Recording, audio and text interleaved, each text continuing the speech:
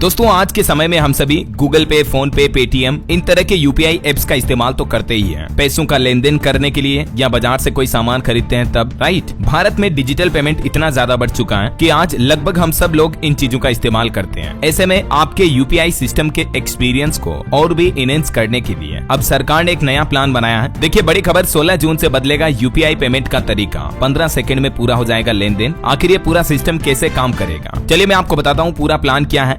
NPCI का यानी national payments corporation of India ने यूपीआई से जुड़ी सेवाओं का रिस्पांस टाइम घटाने का ऐलान किया है। और इसके अलावा एनपीसीआई का एक और प्लान है। स्कैमर्स के लिए बड़ी चेतावनी है। एनपीसीआई जल्दी यूपीआई से जुड़ा एक और नया नियम ला रहा और ये नियम जो है ये 30 जून से लागू होगा, अगले महीने से। अब इस नियम में आपका यूपीआई पेमेंट और ज्यादा सिक्योर होगा। तो आइए देख लेते हैं यूपीआई से जुड़े इन दोनों ही अपडेट्स को थोड़ा विस्तार से। अगर आप भी यूपीआई से पेमेंट करते हैं तो ये बड़ी खबर आपके लिए है। 16 जून 2025 से आपके यूपीआई ट्रांजैक्शन और ज्यादा फास्ट होंगे, तेज होंगे, क्विक होंगे।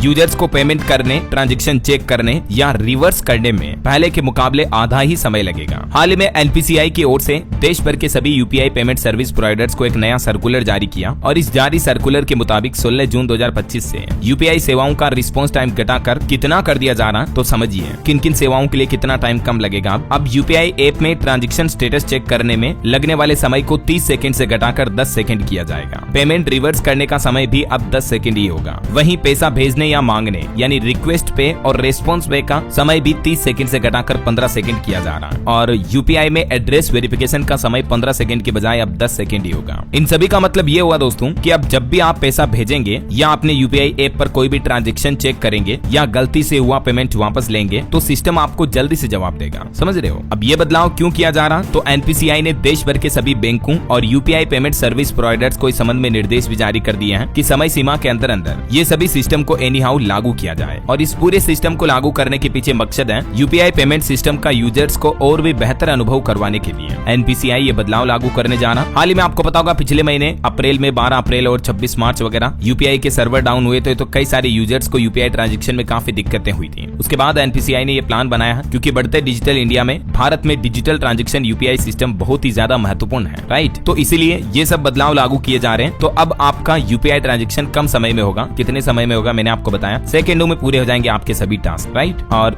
दूसरा नया नियम जो 30 जून से लागू होगा, ये पहला वाला तो 16 जून से लागू होगा, मैंने आपको बता दिया। अब दूसरा समझिए, यूपीआई पेमेंट सिस्टम को और ज्यादा सिक्योर करने के लिए एनपीसीआई ने यह नया प्लान बनाया है और ये नियम 30 जून से लागू होगा। इस नियम को लागू करने का उद्देश्य है यूपीआई लेन देन के जरिए ट्रांसपेरेंसी को बढ़ावा देना। इस संबंध में भी एनपीसीआई ने हाल ही में एक सर्कुलर जारी किया दोस्तों। और इस नए नियम के लागू होने के बाद लोगों को लेन देन में आसानी होगी और धोखाधड़ी से बचा जा सकेगा। अब इस नियम की जो मुख्य खास बात होगी वो ये है, देखिए एनपीसीआई द्वारा जारी सर्कुलर के मुताबिक अब हर यूपीआई ऐप में यूजर्स का वही नाम दिखना चाहिए जो कि एग्जैक्टली उसके बैंक खाते में दर्ज हो। वहीं लेन देन या ट्रांजैक्शन करते वक्त भी यूजर्स का रियल नाम दिखाना अनिवार्य है। यानी लोगों का जो बैंक खाते में नाम होगा वही नाम अब आप फोन पे, गूगल पे के जरिए नंबर डाल करके पेमेंट करोगे किसी को तो वो आपको दिख जाएगा। और ये नया नियम P2P और P2M दोनों ही तरीके के लेन देन में लागू किया जाएगा। P2P का मतलब होता है पर्सन टू पर्सन, यानी कोई एक व्यक्ति दूसरे व्यक्ति को ट्रांजैक्शन कर रहा है। और P2M का मतलब होता है पर्सन टू मर्चेंट, यानी कोई व्यक्ति, बिजनेस, व्यापार, कारोबारी के बीच में अगर ट्रांजैक्शन होता है तो उसे P2M ट्रांजैक्शन कहते हैं। तो दोनों ही तरह के लेन देन पर अब जो यूजर्स के बैंक खाते का ओरिजिनल नाम होगा वही आपको यूपीआई पेमेंट करते दौरान दिखाई देगा। अब ये नियम क्यों लाया जा रहा, तो जाहिर सी बात है इस नियम के लागू होने के बाद फर्जी नंबर पर यूपीआई पेमेंट करने से आप बच सकोगे। किसी तरह की धोखाधड़ी होने के चांसेस कम होंगे, ट्रांसपेरेंसी बढ़ेगी। दिनों दिन हमारे देश में यूपीआई ट्रांजैक्शन लगातार बढ़ते जा रहे हैं और इसीलिए सरकार डिजिटल पेमेंट को और ज्यादा सिक्योर करने के लिए अब ये दो नए नियम लागू करने जा रही है, ठीक है। एक तो 16 जून से और एक 30 जून से। ये दोनों ही न्यू रूल्स मैंने आपको बता दिए, उम्मीद आपको जरूर जानने मिला होगा। वैसे दोस्तों आपको यूपीआई पेमेंट में सबसे बेहतरीन ऐप कौन सा लगता है? फोन पे, गूगल पे, पेटीएम, भीम ऐप, आपको सबसे स्मूथ एक्सपीरियंस किसमें मिलता है? कमेंट करके बताइए मुझे। और बाकी इस वीडियो को लाइक और शेयर करना, DLS न्यूज चैनल को सब्सक्राइब करके